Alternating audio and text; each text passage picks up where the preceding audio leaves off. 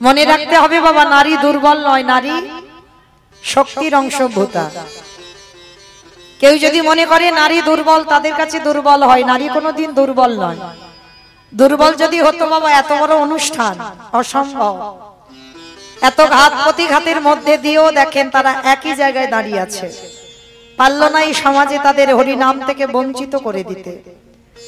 তো কীর্তন জগতে আমি সর্বকনিষ্ঠতম কীর্তনিয়া হই।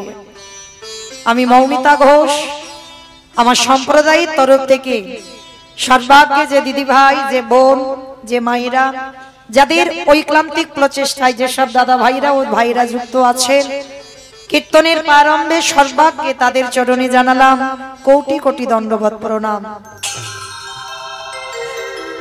প্রণাম জানালাম কেন? আগে জানতে হবে মা, এই কীর্তনে দাঁড়িয়ে এটা আমার ব্যক্তিগত মতামত, এটা কারোর মত নয়। এটা আমি আমার বিবেকের দ্বারা বলছি যে আমার মনে হয় কীর্তনের প্রারম্ভে বাবা যাদের উদ্যোগে কীর্তন হয় তাদেরকে আগে প্রণাম দিতে হয়। কেন?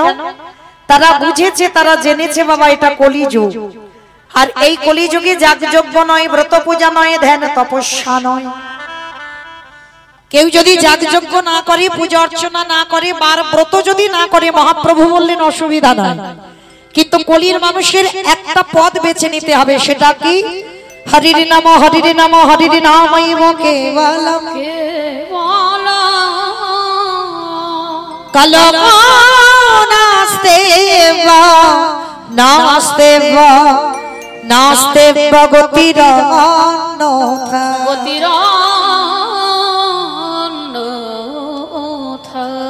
কলির মানুষের হরিনাম ছাড়া কোনো গতি নাই, কোনো গতি নাই, কোনো গতি নাই।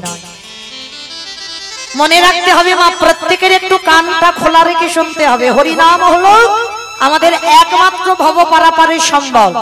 কেউ যদি বাবা কালী পূজা, দুর্গা পূজা, লক্ষ্মী পূজা, সরস্বতী পূজা নাও করে, ভগবান বলছে অসুবিধা নাই, কিন্তু হরিনাম তোমাকে বছর অন্তর করতে হবে। কেন?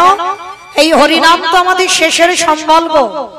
যদি বলেন, আপনারা প্রশ্ন করবেন, মৌমিতা ও সৎকীর্তনিয়ারা এসে বলে, যারা ভাগবত পাঠ করে তারাও বলে হরিনাম শোনো, হরিনাম গাও, একাদশী করো, ভগবানের চরণে তুলসী দাও, তুলসী গাছে জল দাও। এগুলো হবে তোমার পরপারের সম্বল। কিন্তু মা, এগুলো কীর্তনিয়ারা বলে যাবে আর আপনারা সবাই কানে শুনে চলে যাবেন, হবে না। যে জায়গাটা বসেছেন বাবা, ওই জায়গাটা বড় ধন্যাতি ধন্য জায়গা, একটু অনুভব করতে হবে। এই যে আমরা কীর্তনিয়ারা বলে যাচ্ছে বাবা হরিনাম ছাড়া মানুষের কোনো রাস্তা নাই, কোনো গতিও নাই। ভালো করে একটু বিচার করে দেখেন তো মা, সত্যি কি গতি আছে? যে যত বড় ধনী হোক না কেন, যারে যত টাকা থাকুক না কেন, যারে যত পয়সা থাকুক না কেন, কেউ যদি সারা জীবনটা বাবা দিল্লি বোম্বে কাটিয়ে দেয়, তবু মনে রাখতে হবে শেষের দিনে তোমার এরা কেউ আপন নয়। এইটা যে যত তাড়াতাড়ি জানতে পারবে বাবা, তত তাড়াতাড়ি তার মঙ্গল হবে। কেউ তোমার নয়।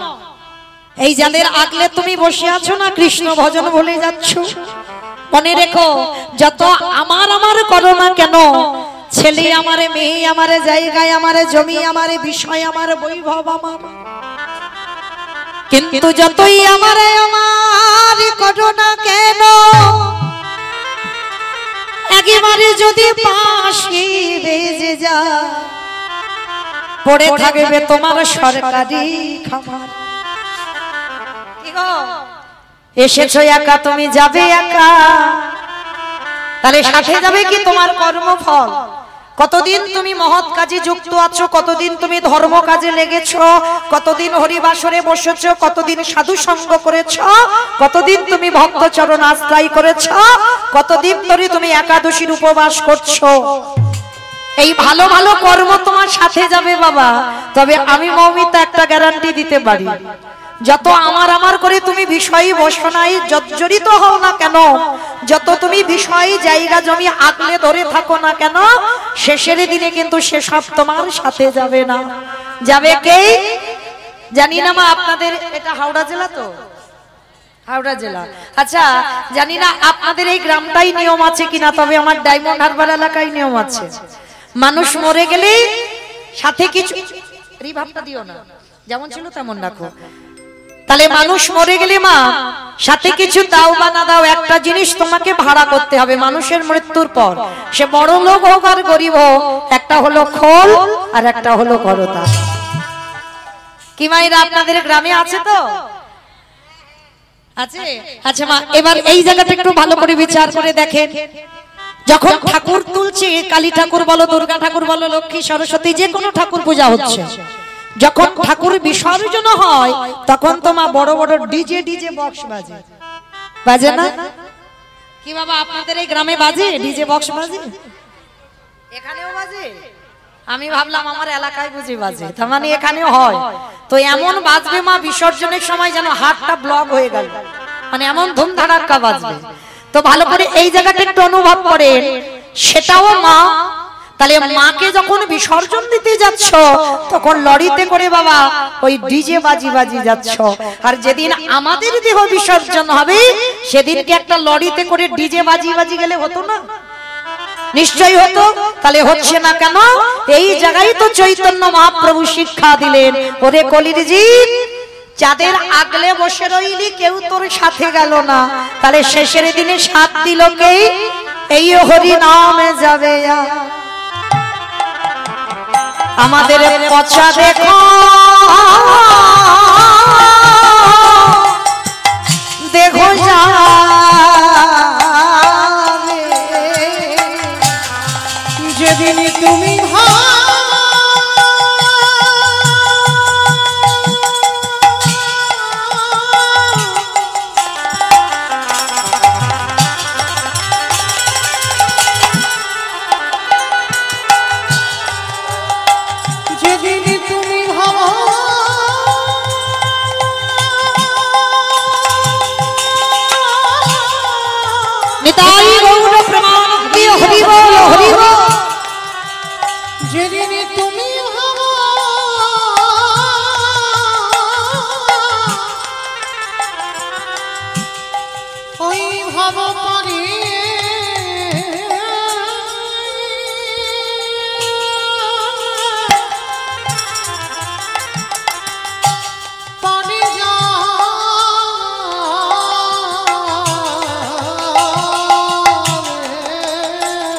हरि बोल हरि बोल।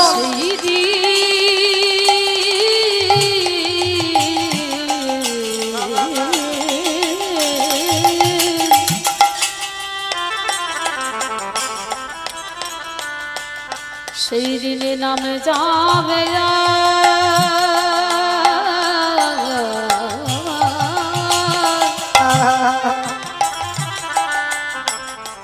আরে পচা দেহ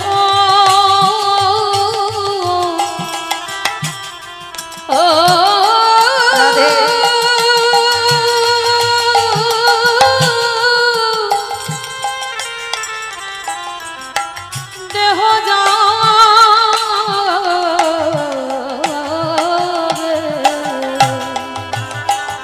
সেদিনই আমাকে বলতে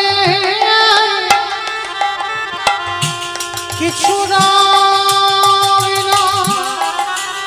যেদিন খাঁচা ছেড়ে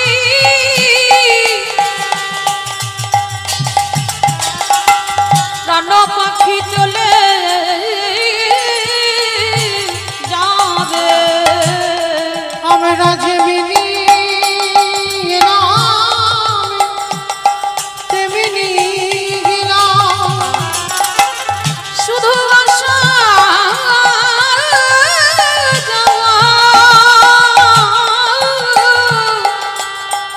আমাদের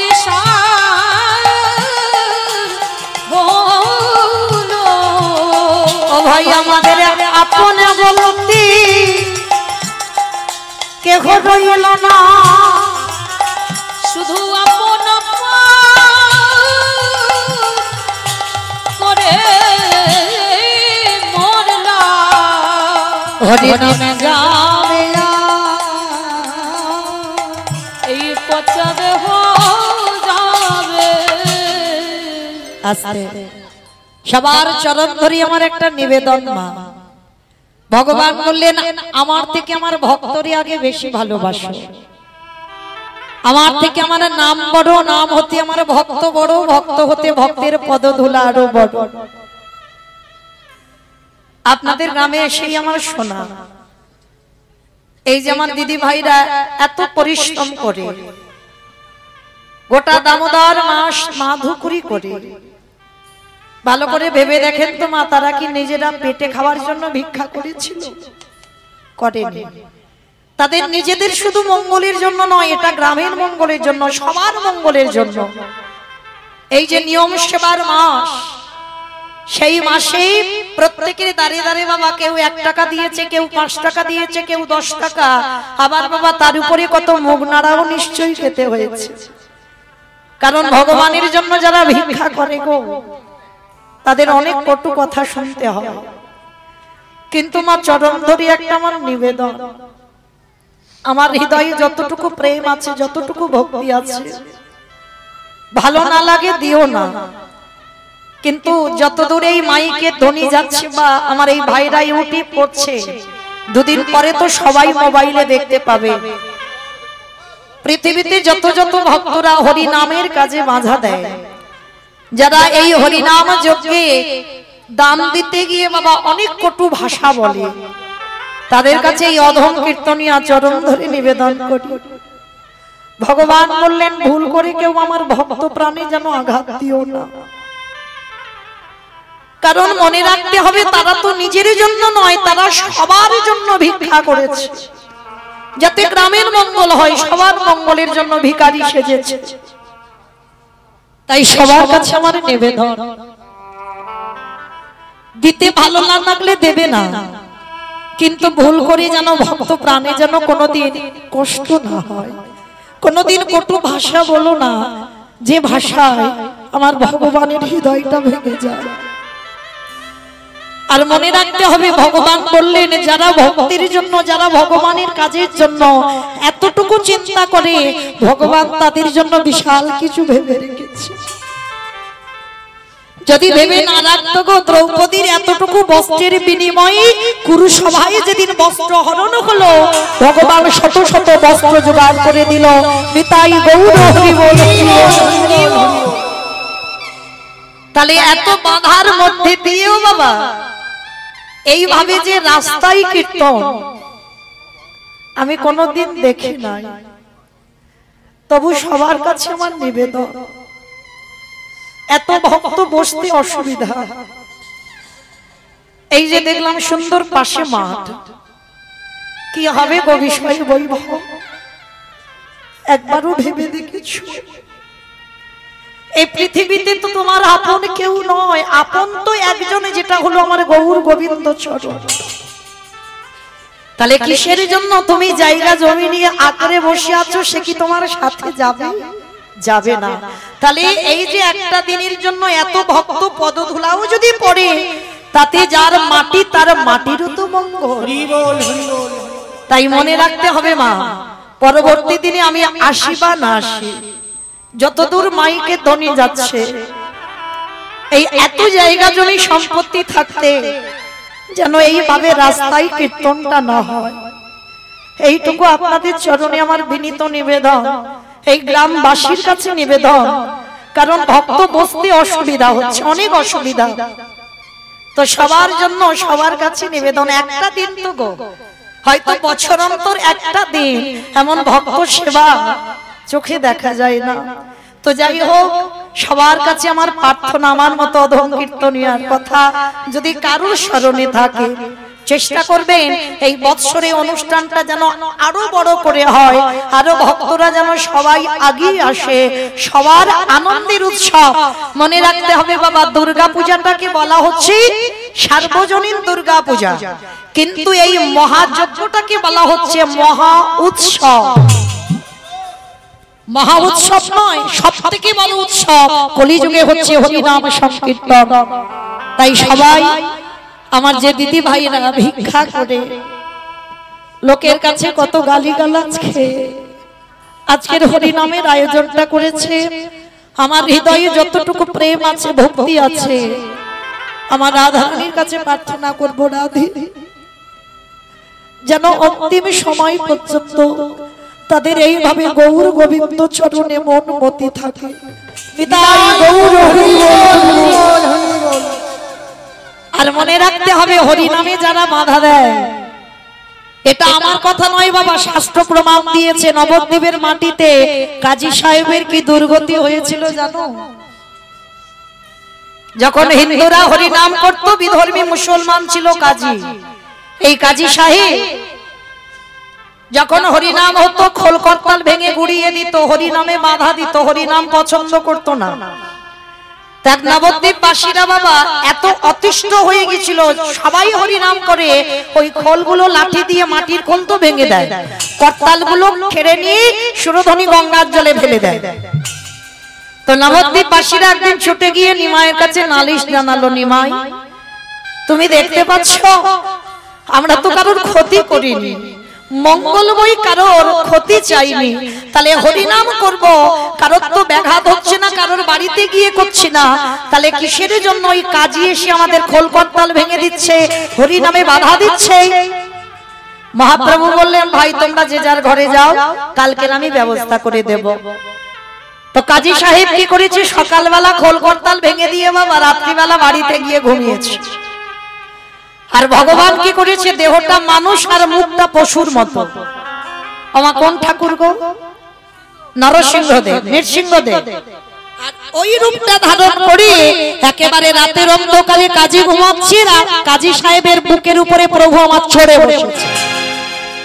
চড়ে বসে বলে বলেন, অপদার্থ তোর এত বড় স্পর্ধা, তুই কিনা হরি নামে বাধা দিস? তবে শোন কাজী, আমি আজকে থেকে হিসাব করে রাখবি, 1 মাস তোর সময় দিলাম, আর 1 মাস পর এই রকম দিনে এই রকম সময় আমি নিজের হাতে তোর প্রাণ নিতে আসব।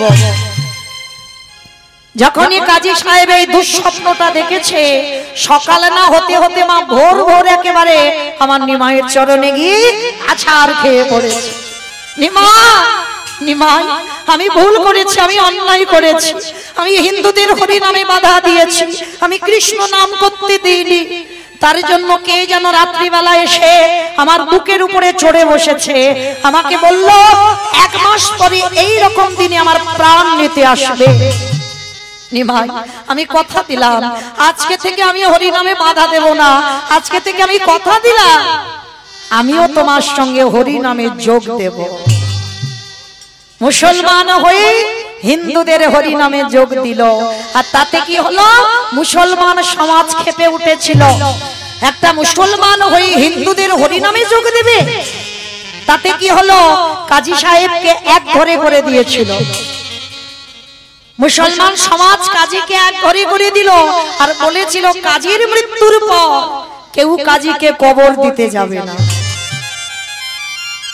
কাজী যখন মহাপ্রভুর ভক্ত হলো, তখন আমার মহাপ্রভুর কাছে গিয়ে বলেছিল, গৌর হরি, আমি তোমার হরি নাম ভালোবাসলাম বলে আমার সমাজ আমাকে এক ঘরে করে দিল, শুধু এক ঘরে নয়, আমাকে বলল আমার মৃত্যুর পর আমার দেহটাকে নিয়ে কেউ কবর দিতে যাবে না, আমার মৃত্যুর সময় কেউ 1 গ্লাস জলও দেবে না।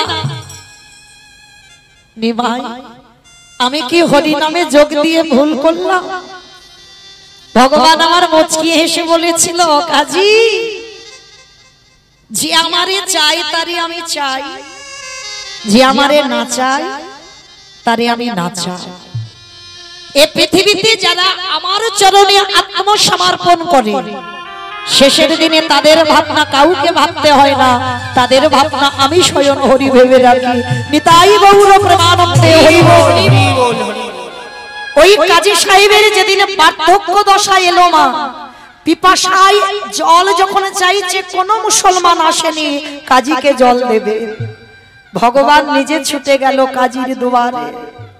আর কাজীর মৃত্যুর সময় আমার ভগবান নিজে হাতেই জলটা দিল, সেই জল সেবা করে কাজী দেহ ত্যাগ করলো, কেউ ছুতে এলো না কাজীর দেহ।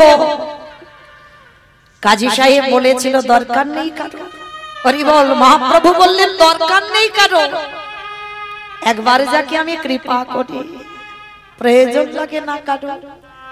ভগবান নিজে কোলে করে একজন মুসলমানকেও কোল দিয়েছে, কোলে করে নিয়ে যারা মায়াপুর যাবেন মা, ওটা তো মায়াপুর নয়, ওটা ছিল মিয়াপুর।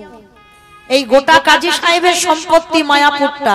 আমরা হিন্দু সমাজ কেমন শুনতে লাগবে ওই জন্যটা মায়াপুর করেছি, কিন্তু আদৌ মায়াপুর নয়, ওটা ছিল মিয়াপুর। কারণ কাজী সাহেবের নাম ছিল মিয়া সাহেব। আমরা হিন্দু সমাজ ওটাকে করেছে মায়াপুর। আর ওই কাজীর মৃত্যুর পর দেখবেন বাবা যারা মায়াপুরে গেছেন, বাবা কতজন মায়াপুর গেছেন একবার হাতটা তোলেন। বাহ, অনেক ভক্ত গেছেন।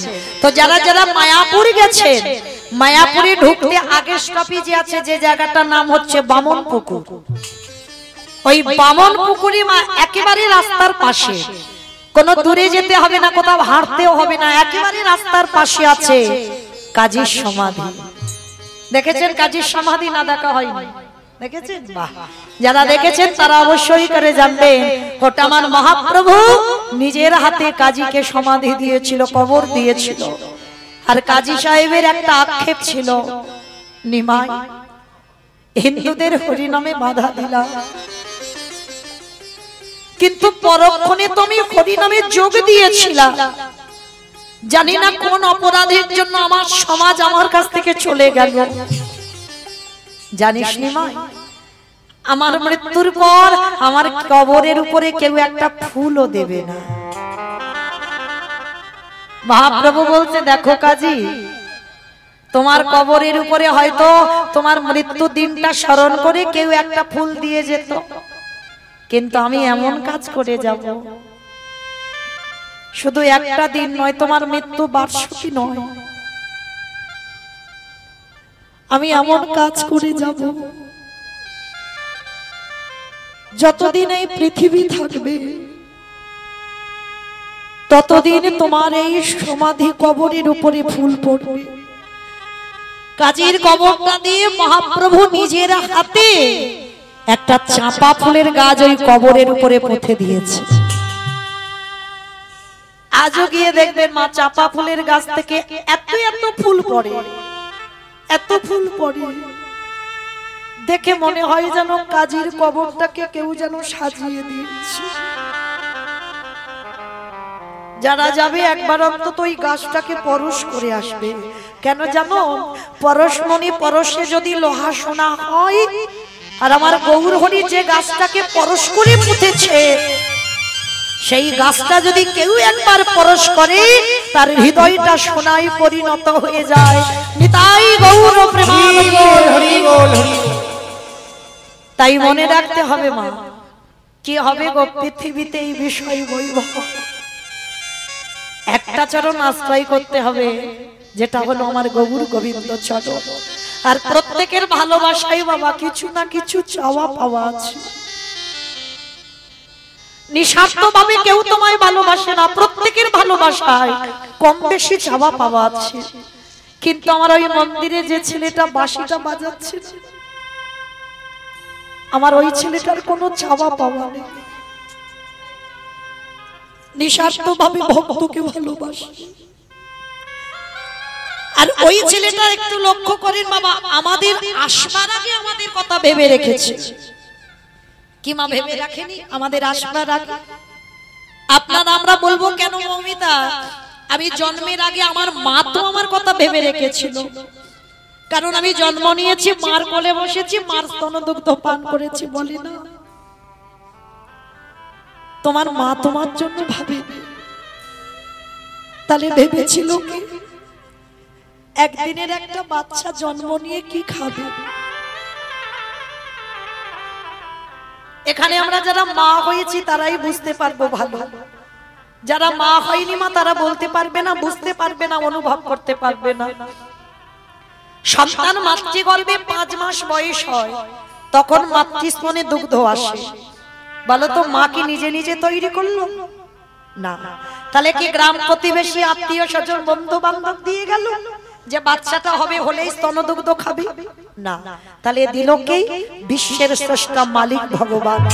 তাহলে কত দয়ালু একটু অনুভব করে দেখেন, আমাদের জন্মাবার আগে যে আমাদের কথা ভেবেছে। আমরা পৃথিবীতে জন্ম নিয়ে কি খাবো? স্তনদুগ্ধটা কিভাবে তৈরি হবে আজ পর্যন্ত কোনো বৈজ্ঞানিক করেনি মা।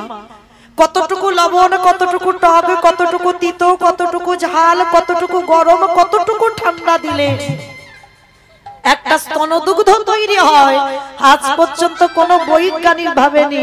ভেবেছিল কে? আমার বিশ্বের শ্রেষ্ঠ মালিক ভগবান। তাহলে আমাদের আসবার আগে যে আমাদের কথা ভাবে, তার মতো দিনের দয়ালে দীনবন্ধু আর কি কেউ আছে? তাহলে আমরা কি পারি না মা বছর অন্তর একবার তার কথা ভাবতে? বছর অন্তর সারা বছর সংসার করি, কিন্তু বছরের মধ্যে একটা দিন যেন এই কীর্তনটা বজায় থাকে। এইটুকু আপনাদের গোটা গ্রামবাসীর কাছে আমার প্রার্থনা। নিতাই গৌর প্রেমানন্দে। তাহলে মাইরা কীর্তনের প্রারম্ভে আমার মতো অধম কীর্তনিয়া যাদের উদ্যোগে কীর্তন, তাদেরকে প্রণাম দিয়ে আজকে শুরু করব।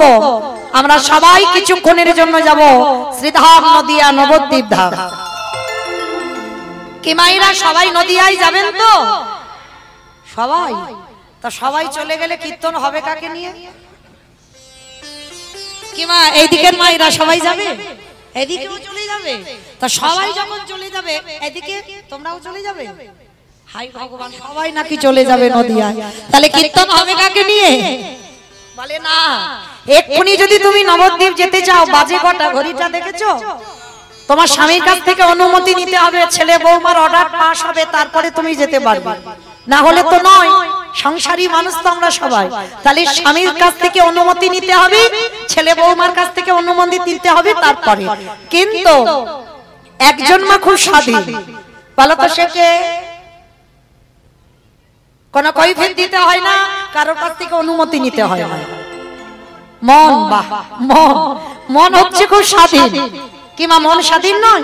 এক্ষুনি চোখ দুটো বন্ধ করে মনে করো আমি একটু মায়াপুর যাব, সোজা দেখো মন সেখানে চলে যাবে। যত তুমি প্লেন দ্রুত যাক না কেন, মনের থেকে তাড়াতাড়ি যাবে না। একটু চোখ দুটো বন্ধ করে বলো আমি বৃন্দাবনে বাঁকে বিহারী লালকে একটু দেখতে চাই, সোজা সেখানে মন চলে যাবে। তাহলে চলো, আমাদের থাক দেহগুলো সব সংসার।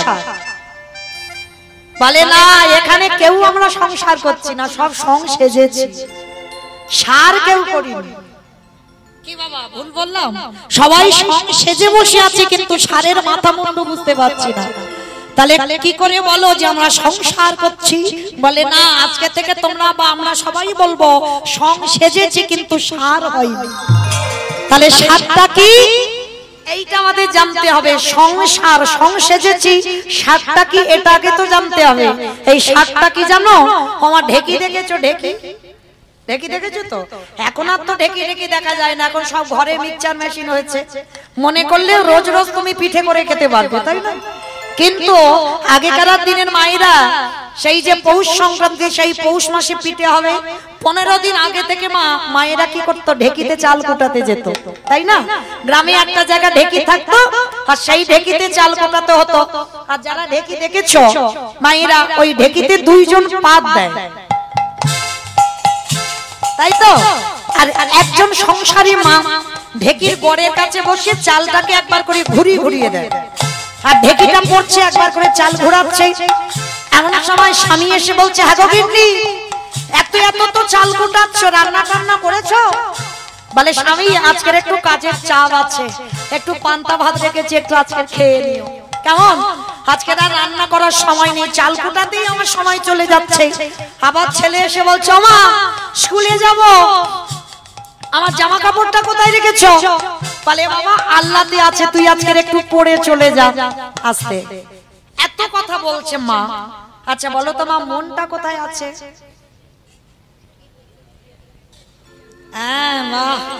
ঢেকি গড়ের দিকে। মনটা কিন্তু একবারও স্বামীর দিকে যায়নি, ছেলে পুলের দিকে যায়নি, মনটা গড়ে রেখেছে। কেন? যদি মনটা ছেলের দিকে যেত, মনটা যদি স্বামীর দিকে যেত, তাহলে মা ঢেকিটা হাতে পড়তো, আর হাতে পড়লে নিতাই গৌর প্রেমানন্দে। তাহলে মনটা রেখেছে ঢেকির গড়ে। তাহলে সংসারে যারা করছো, ভালো করে শুনে নাও, সংসারে যারা ডুবে দিয়েছো, এই দেহটা রেখে দাও স্বামী ছেলের কাছে। আর মনটাকে রেখে দিতে হবে ঢেকির গড় সমানে গোবিন্দের রাতুল চরণে। আরে যারা গোবিন্দের রাতুল চরণ সম ওই ঢেকির গড়ের দিকে মনে রেখে যারা দেহটা ছেলে পুলে নিয়ে মানুষ করে তাদের অচিরে কৃষ্ণ প্রাপ্তি হবে। নিতাই গৌর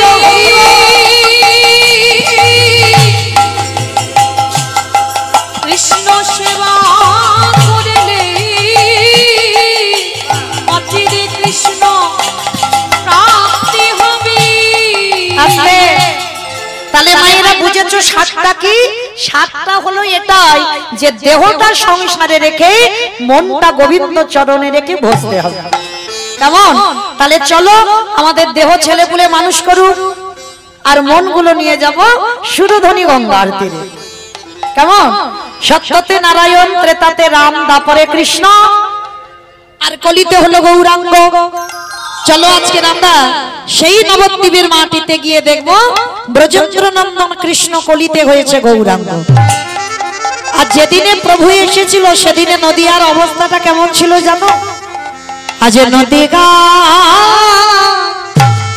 উদয়গিরি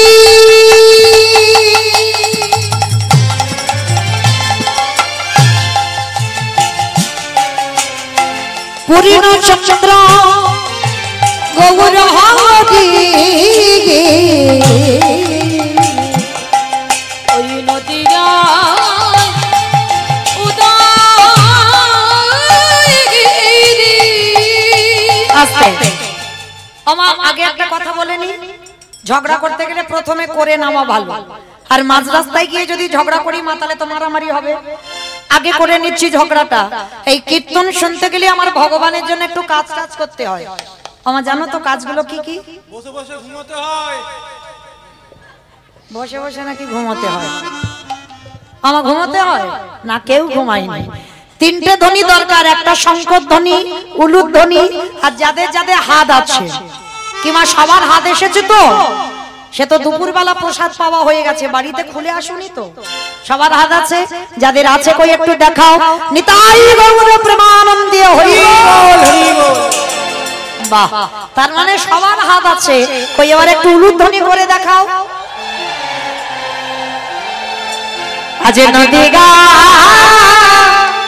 উদয়গিরি আমার গোনারি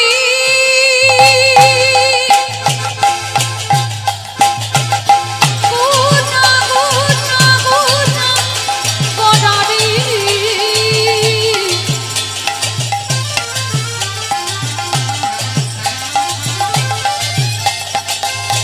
গোনা গোনা গোনা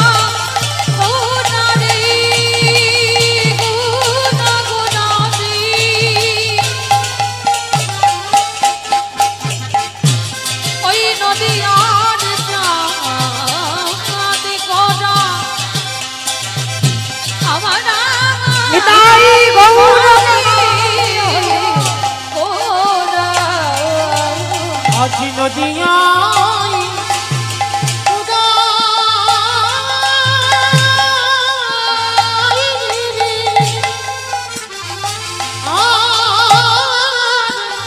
পূর্ণ চন্দ্র গৌর হরি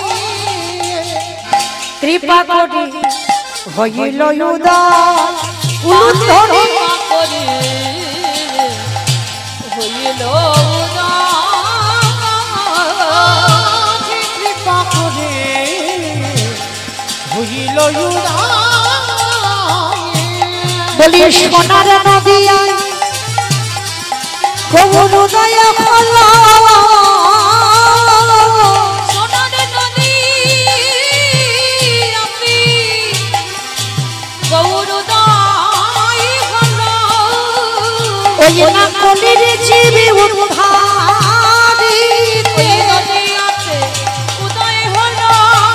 ওই না কৃষ্ণ প্রেমে প্রচারিতে নদী আছে উদয় হলো। বলি রাধে